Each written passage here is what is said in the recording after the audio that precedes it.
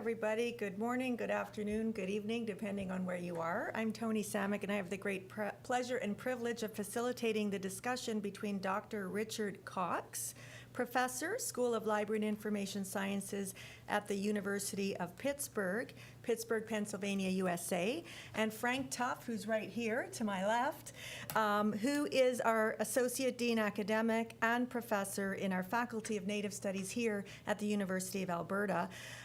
Thank you so much for both of your compelling, provocative papers. I've actually followed both of your work for a long time, and it's greatly influenced me, and I really enjoyed viewing you together. I've prepared just a couple of opening paragraphs to prompt you to engage with one another, and also just to share for the viewership, those who may not have had a chance to see your videos yet, just a sense of what you both spoke to.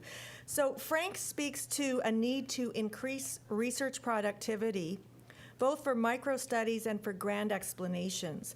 This, he suggests, hinges on both access and function, designed with the researcher in mind, plus an acknowledgement that separation of researcher and archivist can aid the state as an historical agency of colonialism, in itself a reinforcement of the elimination of the public archives coinciding with a neoliberal agenda. Richard highlights the emergence of social justice, ethics, practice, the citizen archivist, a common interest in the document, a loosening of control transforming archives work, and the archives multiverse, the idea of sharing knowledge and power, and a shift described by Vern Harris employing hospitality and justice, which of course takes us all into information ethics and global information justice. Richard highlights Terry Cook's attention to evidence, memory, identity, community, and ethical justice territory. Frank's work uses maps and his role as expert witness for Métis people in Canada.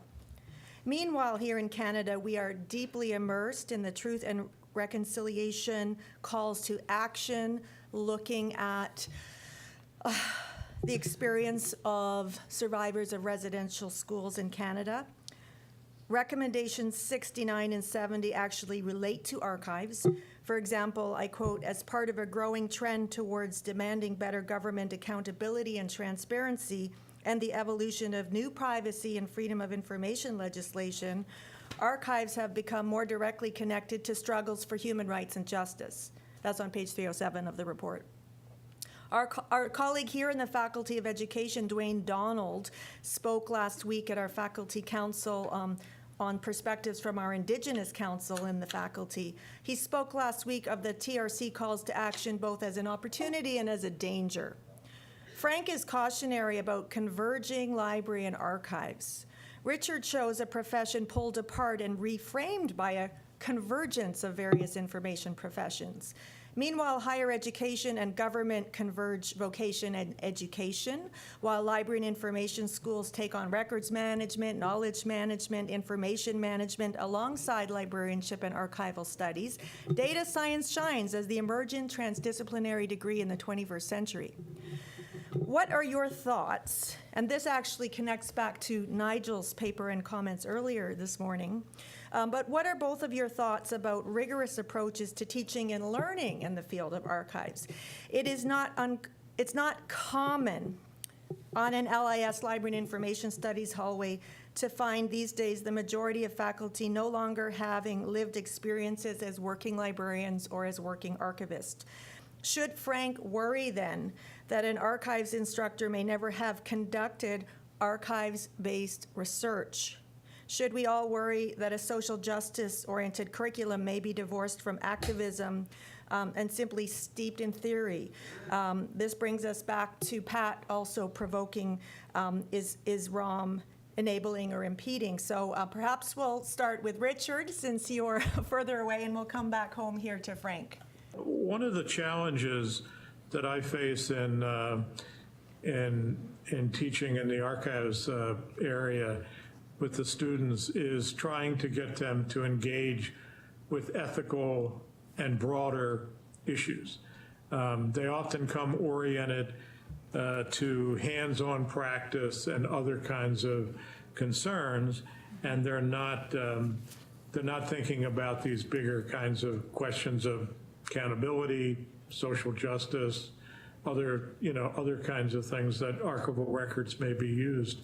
And many of my colleagues among archival educators have been transfixed in recent decades on the question of the digital issues. And quite honestly, I think the digital issues are not the main concerns. It is, in fact, the ethical issues. So I try to engage the students where they're at. I tried to get them to talk from their own experiences initially, and then introduce case studies and other troublesome issues to sort of shake up their world. So my goal is to sort of deconstruct them and then put them back together so that by the end of the time that they finish, they're better equipped to deal with complex problems that they may face, either from researchers or from the creators of records. Thank you, Richard, and I'll turn the floor over to Frank to pick up the discussion here. In Native studies, going back 30 years, we really had certain deficits, and one of the areas we felt that the university-based Native studies program could contribute to the communities was in research training and methodology. And one of the things we did, perhaps because we didn't think about the implications too much, was to unleash our students on primary data. So, which in other disciplines is reserved to the PhD or the master's. But I've always noticed that there's a large cohort of students who really get interested in primary data, whether it's reading published primary sources or actually the archival stuff. I must say, however, they have a kind of aversion to handwriting, cursor handwriting. No matter how good it is, it might as well be in another language. So getting them to actually analyze primary records, I think, is a big pedagogical point. I believe it is Hobsbawm that said that undergraduates sort of listen in on conversations between professors, and that's really what the secondary literature is. It's a debate or discussion between those in the high up in the academy, and undergraduates, they read the papers, they discuss them, but they're really listening in on the conversation. Merely, it's kind of passive. So engagement with primary evidence and of all sorts has been one of our main emphasis. Now, I could have taught some of these courses because there's digitized materials or microfilm materials, but when you actually take students to the archives, the physicality of the place, and I do this also with the library, I force them to go into the library. I force them to find things that they can't find online. It really does energize certain students. So in terms of the training in library and information studies, and sort of with the objective of better being able to facilitate the researcher, I suppose a task would be to require library students to conduct actual research, not research on library, but a research type project, small in scope, to have an actual researcher type surrogate experience. And I believe from that, they will better able to see what are the challenges that researchers are facing. Thank you. I really appreciate that, and I'm going to continue to think about that in curriculum planning. Let me ask you both to, you've both touched on convergence in very powerful ways. So Richard, back to you, and then over to Frank. Can you just continue to provoke us to think about how you've addressed convergence in our professions in your paper, Richard? Okay. Well, it's interesting. For me, that topic, I wrote my first paper on convergence about 20 years ago, and I was a sort of naysayer, saying basically this is much to do about nothing and is not really the issues that we should be worrying about. But I've come to rethink some of that because of the notion of working with groups like indigenous populations or other societal groups, lesbian, gay, bisexual, transgender communities, and other groups who often have very different working definitions of records and evidence. The challenges are sort of more sterile, standardized, sometimes Western notions of what a record and what evidence on a record consists of. So now I've come back to the point of thinking convergence isn't such a bad idea. It sometimes makes it more complex to think about how to teach this stuff, but, and one of the problems that I often have is I have students that come into the archives program who are confused about the difference between a museum and an archives and whatever. And I used to spend a lot of time focusing on that and trying to get them to see it very clearly. And now I'm a lot less concerned about it. So, and just try to go with the flow and where their interests are. And I think that, so I think convergence continues to be a topic. I'm mostly concerned when it's defined by a sort of form of technological determinism, that is, technology will force all these changes. And it's not just technology. I mean, Vern Harris talks quite extensively in various places about the issue of oral tradition in like South Africa, his country, and you know, which is completely different notion of evidence and how we view the record. And I think that that has nothing to do with the technology. Thank you. I have a feeling Frank may not agree with you on convergence, so I'll let you speak for yourself. Right. Well, as from researchers' point of view, the convergence that concerns me is what seems to have been something like an unnecessary shotgun marriage between our National Library and our National Archive.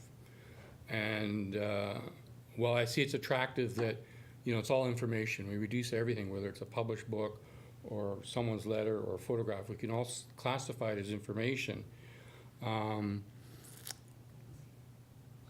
These two professions seem to have different ways of thinking about things and being running the risk of, for the sake of debate, of being somewhat reductionist.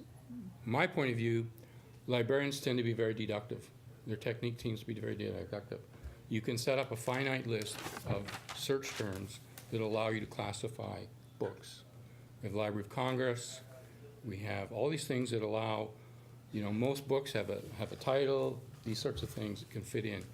And archivists, in practice, tend to be inductive thinkers, as the profession of history tends to be. There are really important exceptions to that. And so for them, each document, each government file is unique.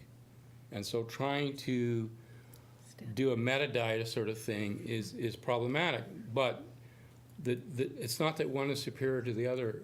I try and do both. It's a way of realizing that that's the problem and setting up your search tools with that in mind. And I think in the very early years of that hybrid, it was really the imposition of this so-called confederated database, premised largely on kind of the librarian's way of viewing things, kind of really being imposed on the archival records. So that's the problem I see with that type of convergence, that really it was premature, and I think there was this kind of naive belief that digitization would make all of this possible. Kind of a forced marriage. Yes. I'll throw it back to you, Richard, if you want to respond to that.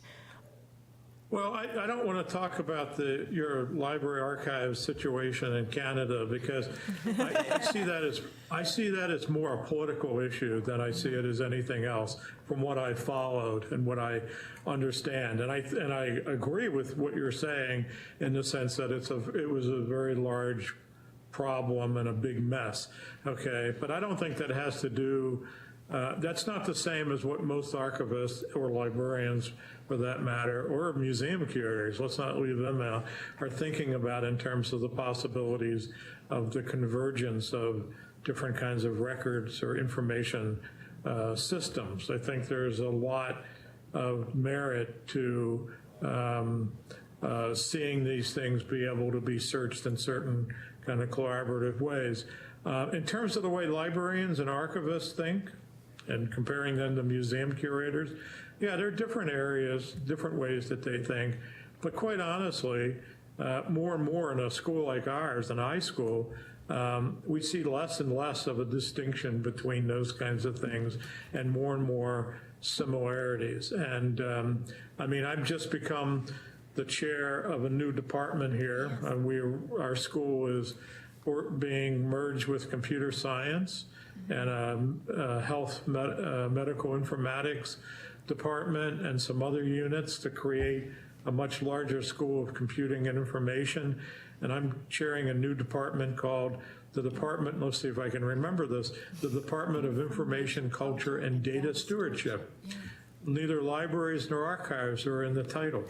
And, but we're doing libraries and archives work. It provides a much richer forum for us to creatively engage with some of the kinds of issues that we face in society in terms of the preservation of information and evidence. So will the folks teaching in that faculty have the lived experience of having worked in libraries and archives and the research experience with the archives, do you imagine? Well, the faculty of iSchools like this vary quite a bit in terms of experience, and the answer is yes, many of them will.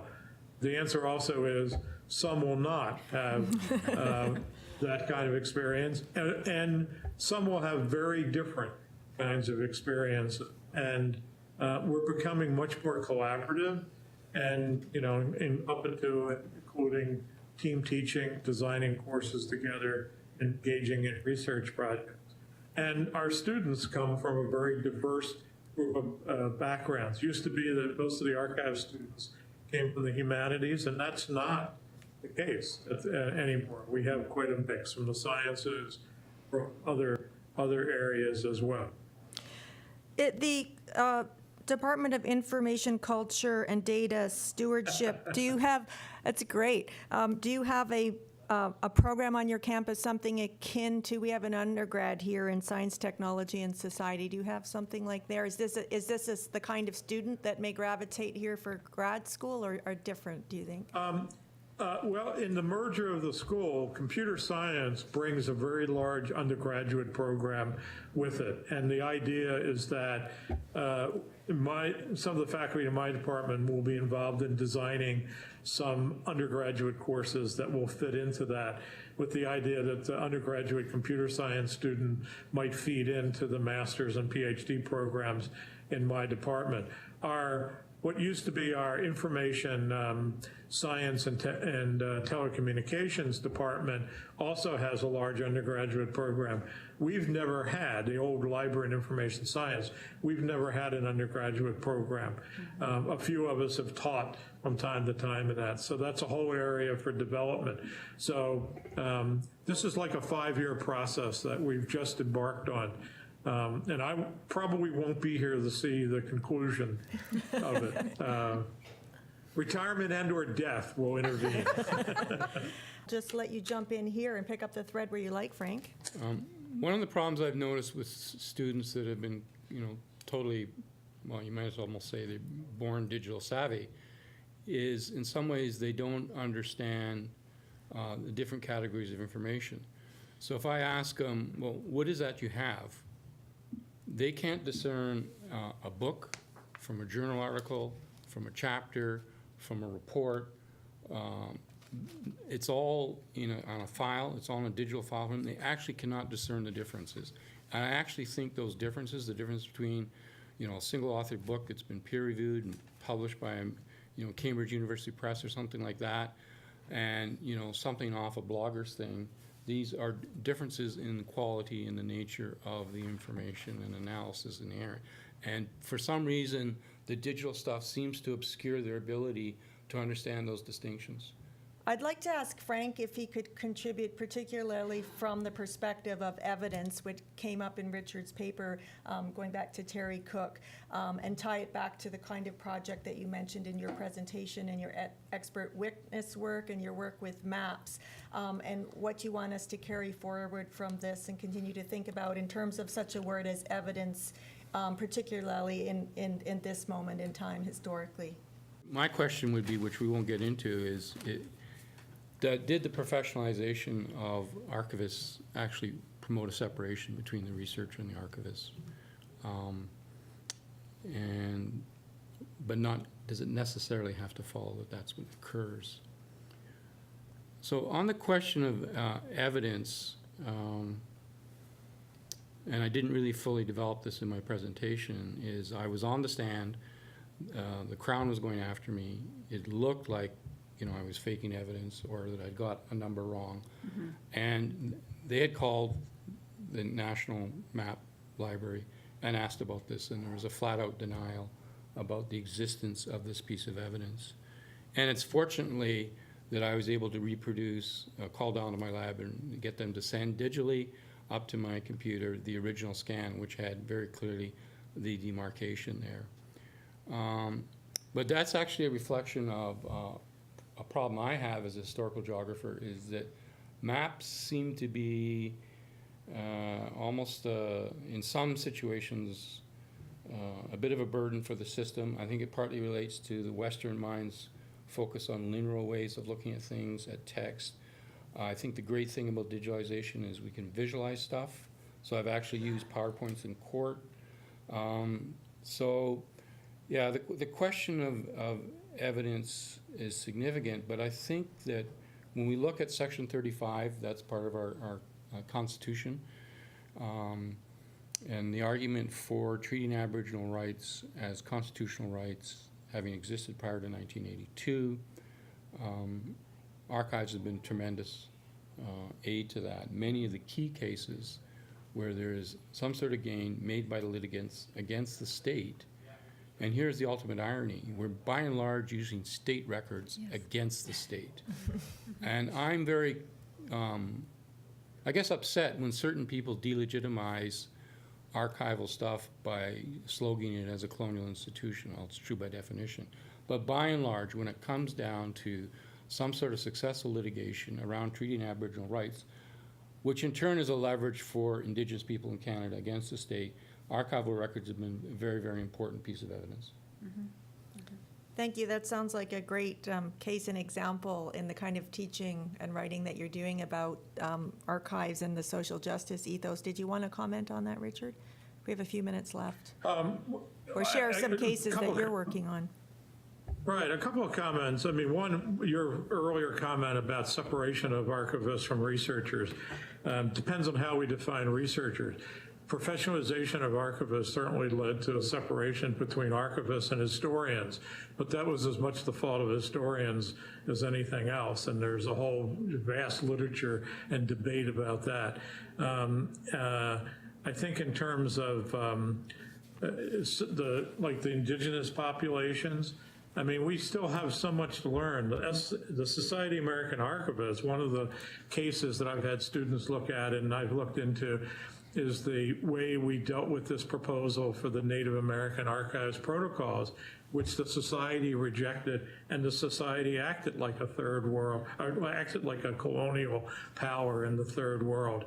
And it was particularly unpleasant to see. And one of the things that I try to focus and what I try to do case studies around is getting the students to become experts about records forms, record systems, and to see how these things evolve and change, why they're created, what's the traditions that underpin them, to try to get around some of these other kinds of issues. So it makes for lively conversations. In the class that I teach on ethics and advocacy, if I don't have the students screaming at each other about various things at the end of each class session, I consider it a failure. That's good to hear. We've got a teeny bit of time left, and I just want, as I said at the outset, I've learned so much from both of you, and I'm sure all of us have. I'd like to give you each the opportunity to recommend maybe one thing that you're reading right now that you're finding very compelling that you would suggest we can go and pursue after we close out today, and then we'll obviously come back and view the interactions and videos again. But what's one thing you would have us chase down, Frank?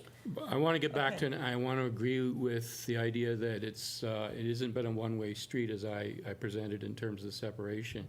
I go to places like Ottawa and Winnipeg, and I wonder where are the local historians that are employed by the university. I never see them in the reading room.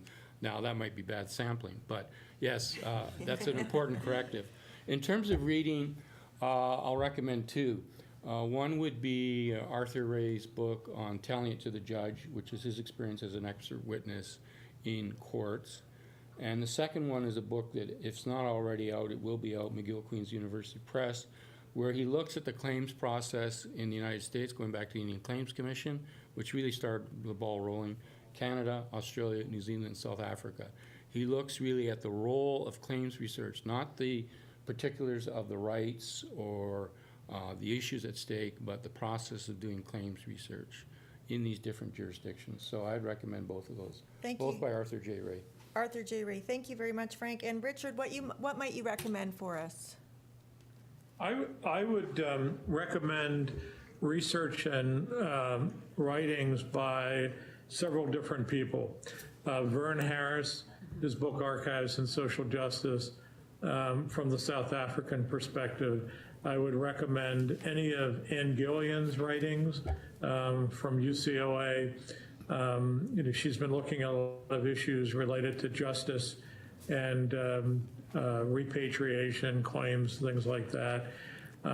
Michelle Caswell, her study of photographic materials in Cambodia is quite an interesting book.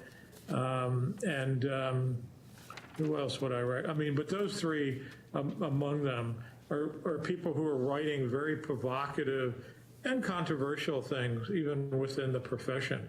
And I guess one thing I'd say to Frank is that, I mean, when I watched your talk, you were talking about not being an archivist and whatever. And some of the issues that you talked about in the talk, there are scattered through the main archival journals, case studies, experiments of archivists building finding aids that researchers can contribute to. Some of Beth Yakel's work, or Wendy Duff at Toronto, Yes. are examples of people who have run some of those kinds of projects. So one of the things that I always challenge historians about is to look at the archival literature. They tend to like to write about archives, but they tend not to want to read the literature written by archivists. And I will admit that archivists do the same with the historians and their literature. So Thank you so much for your discussion. I hope we all keep in touch and keep that going forward. Have a great rest of the session. Thank you.